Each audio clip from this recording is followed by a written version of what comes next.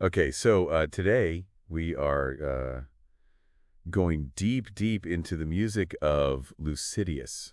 Sounds good. I'm always so fascinated by artists that can kind of carve their own path, especially in the music industry today. Mm-hmm. And we're going to be looking specifically at his music video, Lucidious Questions, Okay. and just kind of you know dissecting the lyrics and the visuals a bit Shit.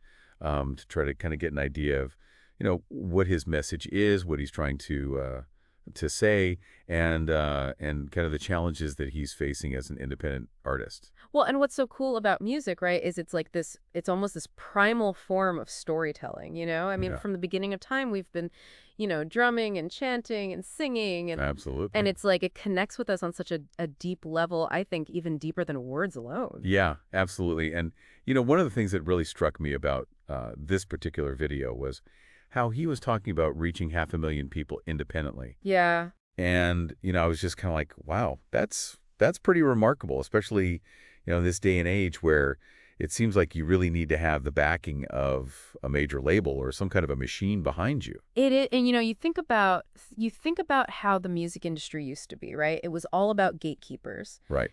These record labels had these A&R guys, and they'd decide who got signed and who got promoted and who got radio play. And it was like It this. was the only way in. It was the only way in. Yeah. But now with the internet and with streaming services and YouTube and all this stuff, It's really changing the game. it's totally changed. I mean, it's like the wild west out there now. Yeah. And I think it's incredibly empowering for artists, but it also There's means a lot more work, right? so much more work. I mean, Yeah. they have to be not just musicians. They have to be entrepreneurs. They have to be entrepreneurs. They have to be marketers. They have to be social media gurus. They have to be, videographers. They have to be everything. Yeah. So when he's talking about reaching 500,000 people on his own, that's That's a lot. that's huge, Yeah. And I think it speaks to the power of really, I mean, we were talking about storytelling, but also like authenticity, like Yeah. when people feel they're connecting with something real. Mm-hmm. I think that's what cuts through the noise. Absolutely. And another thing that he mentioned in the video is this idea that, they don't got a lot of op-eds. Right.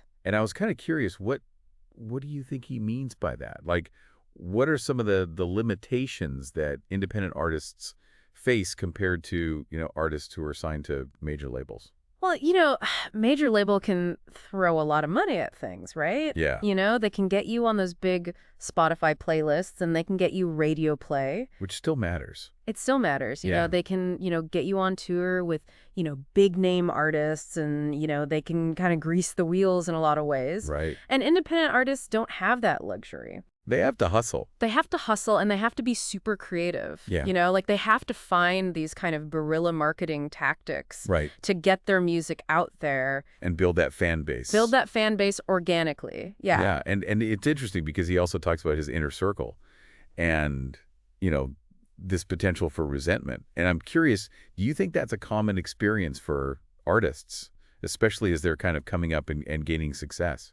Oh, yeah. I think that's something that a lot of creative people struggle with is this idea that, as you start to achieve success, sometimes the people around you, They feel left behind. they feel left behind or they get, maybe a little jealous or they don't quite understand the sacrifices that you're making. And I think it's really important for artists to have a strong support system. Absolutely. People who get it, who understand the journey and who are going to be there for them no matter what. Yeah. And who can kind of, call them out when they need to be called out too. Yeah, totally. I mean, because I think, Accountability's huge. yeah, absolutely. And it's interesting too, because he name drops a lot of other artists in the video, like NF and Russ and Kendrick and Royce Yeah, he shouts out a lot of people. and Logic and J. Cole. Big names. And I'm just curious, like, who do you think he sees as inspiration? Who does he see as competition? Or is it kind of a mix of both? I think it's probably a mix of both. Yeah. I think any artist who's serious about their craft is going to look to other artists who are doing well Yeah. and be like, okay, what are they doing? Okay, I learned. What can I learn from that? But also, how can I differentiate myself? Yeah. How can I bring something unique to the table? Right. Carve your own path. Carve your own path. Exactly. And he has this one line that I thought was really interesting. He says, this is a breed of lyricism that can never be taught. Yeah. And I thought that was just so powerful. I love that. What do you think he means by that? I think he's talking about that thing that you can't teach, right? Right.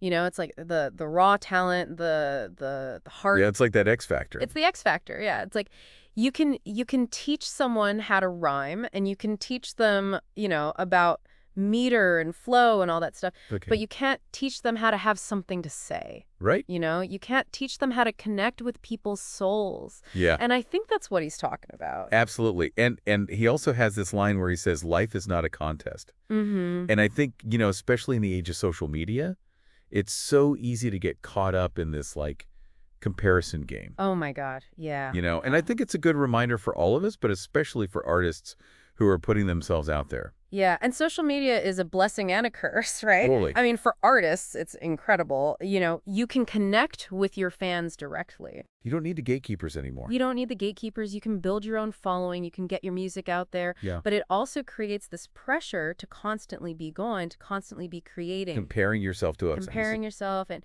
and it's tough. I think it's really a challenge for artists to kind of navigate that. To find that balance. To find that balance, to stay true to themselves. Yeah. And to not get caught up in the hype. Absolutely. And I think, what's so interesting about his music is that he's really addressing these very real challenges that a lot of people face. Not just artists. Absolutely. It's universal. These feelings of self-doubt and comparison and, the pressures of success. Yeah. I mean, who hasn't felt that way at some point in their lives? Exactly. And I think that's what makes his music so relatable. And powerful. Yeah, absolutely.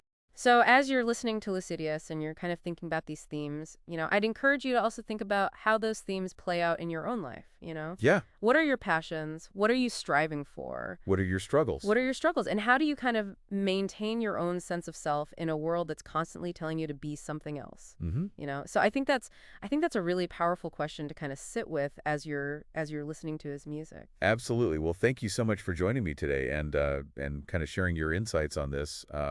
It's been a really fascinating deep dive into the world of Lucidious. Oh, anytime. Thanks for having me. Yeah, absolutely. And for everyone listening out there, we'll catch you next time.